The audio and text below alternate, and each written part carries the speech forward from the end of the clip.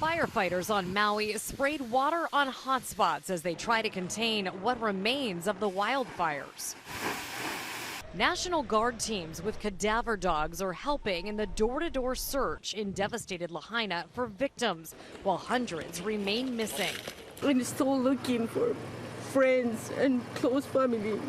The state's governor warns hundreds of bodies may still be found. We'll find 10 to 20 people per day probably until they finish. Maui's response is now under investigation. Hawaii has confirmed that the sirens never went off, and the governor says there wasn't much that they could do besides getting people out of harm's way as quickly as possible.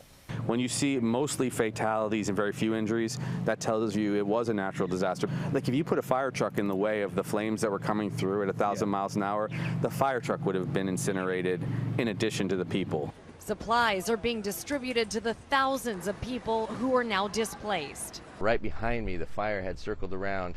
Lahaina resident Craig Bradley captured this video of the fire as he fled his home. With just ash and red embers hitting everything. I throw my last thing in the car. I get in, I'm escaping, and two friends are on a motorcycle that won't start, and they're right there. "We're gonna get in your car, okay?" I was like, "Yeah." He says for him and his friends, sharing the trauma is therapeutic, knowing they are not alone. Jessica Cartalia, CBS News, Maui.